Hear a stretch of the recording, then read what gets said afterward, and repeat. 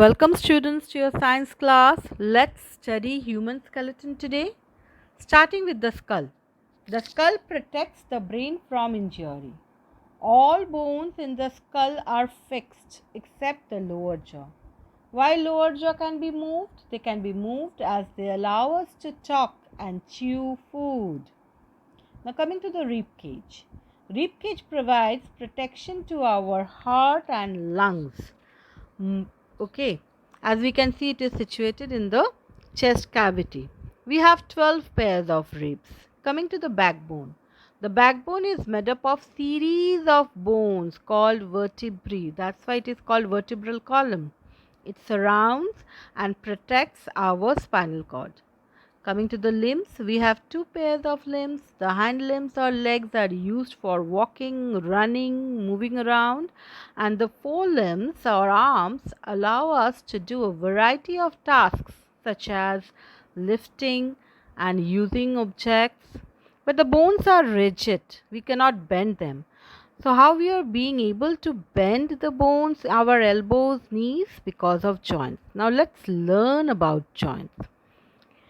Joints are the places where two or more bones meet. Okay. In this picture, we can see there are three types of joints. Fixed joints, which do not allow any movement. The joint between the bones of our skulls are the examples of fixed joints. Now, slightly movable joints, which are there in the joints between the vertebrae.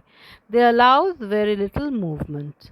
And last comes freely movable joint, which actually move quite freely and allow a variety of movements. Okay, like our elbow, knee joints, etc. So, joint are the places where two bones meet.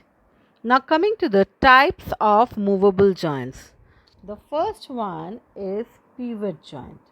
Okay, when we are talking about pivot joint, that means a bone rotates over a pivot like end of the other bone. The skull rotates on the upper end of the backbone. The next is ball and socket joint. In ball and socket joint, one end of the bone is rounded and ball-like structure, and it fits into a cup-like depression of the other bone. It provides movement in any direction.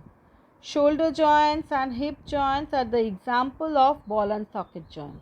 In shoulder joints, the head of the humerus fits into the socket. Humerus is our arm bone. It fits into the socket of the shoulder girdle and thus helps the arm swing. And in hip joints, the large ball of the femur is our thigh bone. It fits into the deep socket of the hip girdle. Okay, just like this, so we can move our both of the ball and socket joints. Next coming is to the hinge joint.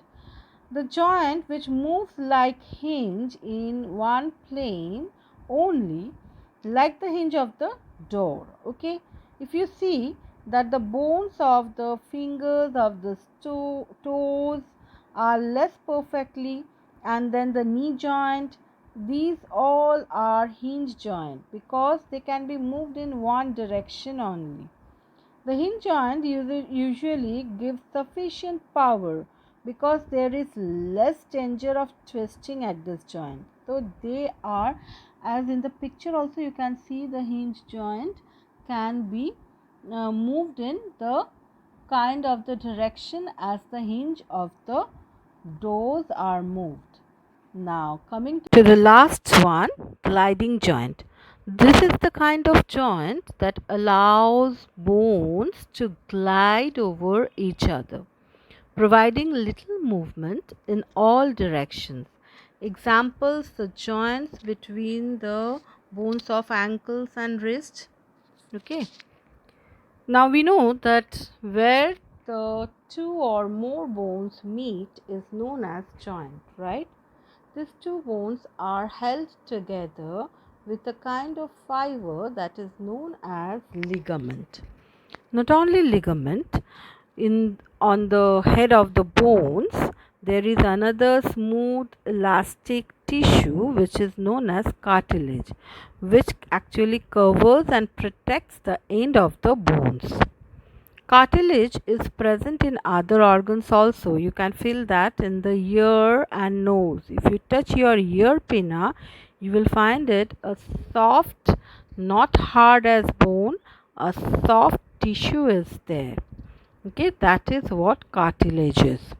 That is cartilage, and cartilage is there at the end of the bones to protect them. Now let's study how many types of joints are there. Immovable, movable, and movable joints are pivot joints, ball and socket joints, hinge joints, and gliding joints. If there is any injury in the bones, they are not visible from outside, and that's why in case of an injury, doctors use x-rays to check up any damages of our bones. These X-rays were discovered by German physicist Wilhelm Conrad Röntgen in the year 1895. Röntgen discovered these rays accidentally, and as the name was not known, he has given the name X-rays. Today, X-rays are commonly used in medicine to diagnose fractures and scientific researches, and also have industrial